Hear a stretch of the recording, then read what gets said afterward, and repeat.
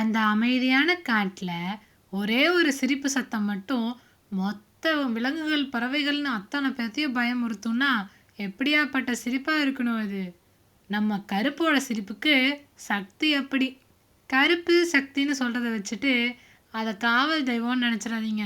அது அந்த காட்டுக்குள்ளேயே சுற்றிக்கிட்டு இருக்கிற ஒரு குறும்புக்கார காக்கா. ஆனால் ஒரு காக்காயோட சத்தம் எப்படி மொத்த காட்டையும் பயமுறுத்தும்னு யோசிக்கிறீங்களா?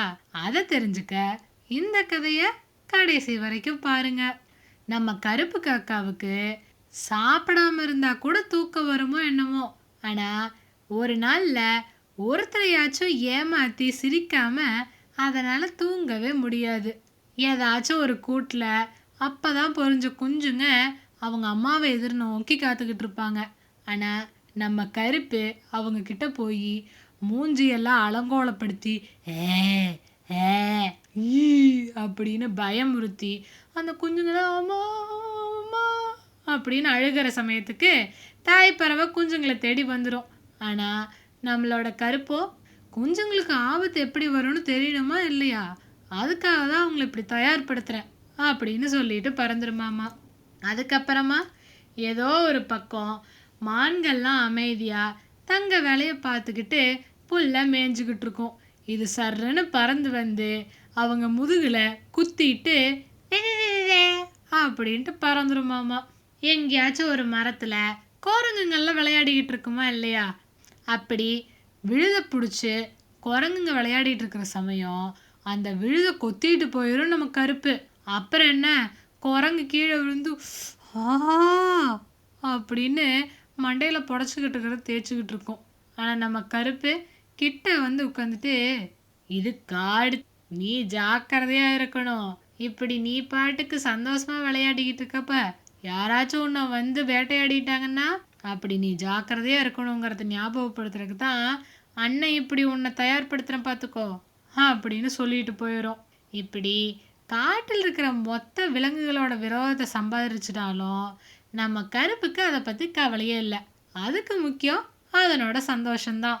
ஒரு நாள் அடுத்தது எந்த விலங்கையோ பறவையோ ஏமாத்தலாம் அப்படின்னு யோசிச்சுக்கிட்டே பறந்துக்கிட்டு இருந்தது. அந்த சமயம் அந்த காட்டில் இருந்த பாழடைஞ்ச ஒரு வனதேவதை கோயிலை பார்க்குது. ஆட, இந்த பக்கம் நம்ம வராதங்காட்டி இந்த கோயிலை பற்றி நமக்கு தெரியவே இல்லை போல, உள்ள அப்படி என்னதான் இருக்குன்னு போய் பார்க்கணும் அப்படின்னு சொல்லிட்டு கீழே அந்த கோயில்கிட்ட பறக்குது.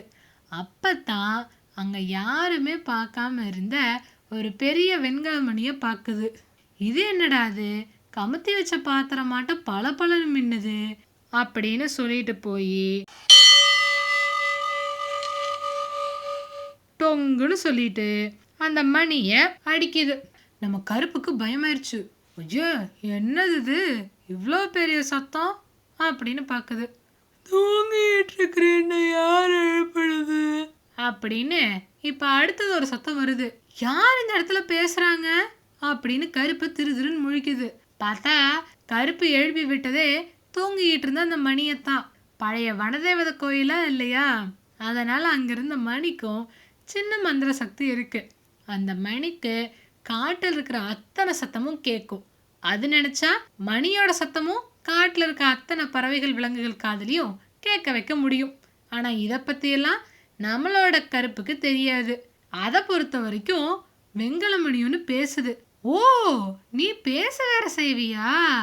காட்டுல இத்தனை நாளா எல்லாத்தையும் ஏமாத்தி எனக்கு சலிச்சு போச்சு.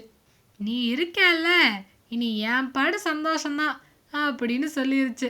நம்ம மணியும் ரொம்ப நாளாக தூங்கிக்கிட்டு இருந்தங்காட்டி சரி இதோட ஒத்துழைப்போம் அப்படின்னு ஒரு முடிவுக்கு வருது. மணிக்கிட்ட போய், மணி மணி நீ இங்கே சத்தமாக பேசுனா விலங்குகள்லாம் பயப்படும்.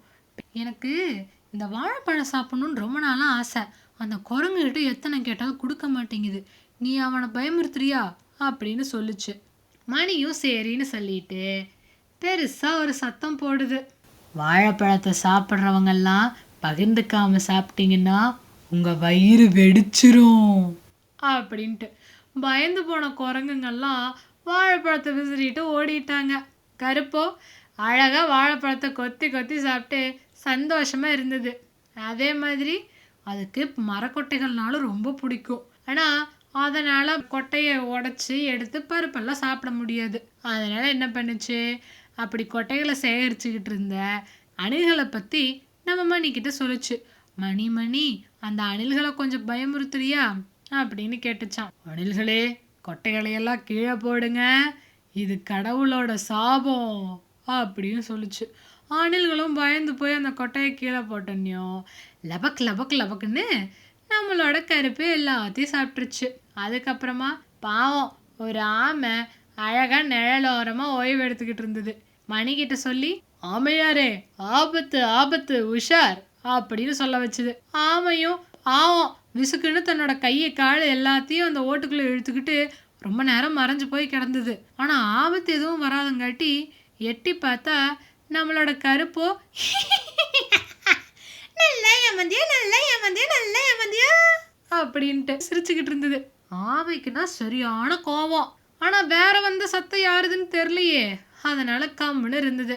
ஆரம்பத்துல சின்னதா இருந்த அதனோட வேலைகள்லாம் கொஞ்சம் கொஞ்சமா மற்றவங்களுக்கு தொல்லை கொடுக்கறதா மாறுறத மணி கவனிச்சுது. ஏன்னா சும்மா மேய்ஞ்சுக்கிட்டு இருந்த மான்களை மணிக்கிட்ட வர வச்சு, இப்ப பாரு ஒரு சத்தம் கேட்கும்னு சொல்லிட்டு மணியை பேச விட்டுது. பாவம் மான்களுக்கு மணி பேசும்னே தெரியாது, அதுங்கெல்லாம் செதறி ஓடிருச்சு. இதனால பயங்கர கோபமான மணி காக்கா கிட்ட கேக்குது, நம்ம ஒரு குறும்பு பண்றோம்னா மற்றவங்க அதனால சிரிக்கணும். நீ பண்ற குறும்பு எத்தனை பேர்த்த தொந்தரவு பண்ணுது பாரு. இனிமே உன் கூடலாம் நான் ஒத்துழைக்கிறதுக்கு தயாரா இல்லை. உன்னால என்ன பண்ண முடியுமோ பண்ணிக்கோ அப்படின்னு சொல்லிருச்சு. நீ அவ்வளோ நல்லவன், நான் தான் கெட்டவனாயிட்டேன் இல்ல. சரி போ, உன்னோட உதவியெல்லாம் எனக்கு தேவையில்லை, நான் என் வேலையை பார்த்துக்கிறேன் அப்படின்ட்டு பறந்துருச்சு. ஆனா மணி தெளிவா யோசிச்சுது, இவனை இப்படியே விட்டா காட்டுல இருக்க அத்தனை பேர்த்தையும் நிம்மதி இல்லாம இருக்க பண்ணிடுவான். எப்படியாச்சும் பாடம் புகட்டினாதான் இவன் அடங்குவான். அதுக்கப்புறமா அதுக்கு ஒரு யோசனை வந்துச்சு. மணிக்கு தான் நினைக்கிறத மற்றவங்க எல்லாத்தையும் உணர்த்துற சக்தி இருக்குன்னு. அதனால காலையில நம்மளோட கருப்பு பறந்து வர்றதுக்கு முன்னாடி பக்கத்து மரங்கள்ல வாழக்கூடிய பறவைகள் விலங்குகளுக்கெல்லாம் அது ஒரு சமிங்கை அனுப்புது, இந்த ரேடியோ ஃப்ரீக்வன்சி மாதிரி. நீங்க ஒழுங்கு மரியாதையா உங்களோட சாப்பாட்டை எல்லாம் விசரணும், அப்பத்தான் கடவுளோட கோபத்துக்கு நீங்க ஆளாகாம இருப்பீங்க அப்படின்னு சொல்லிட்டு.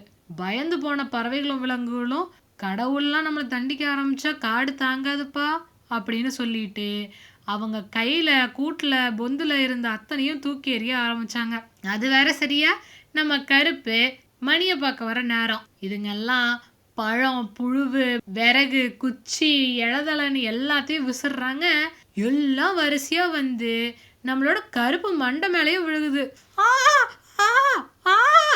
அம்மா விசிறாதீங்க எல்லாம் என் மேல வந்து விழுகுது அப்படின்னு மண்டைய தேய்ச்சிக்கிட்டு நம்மளோட கருப்பு கத்துது.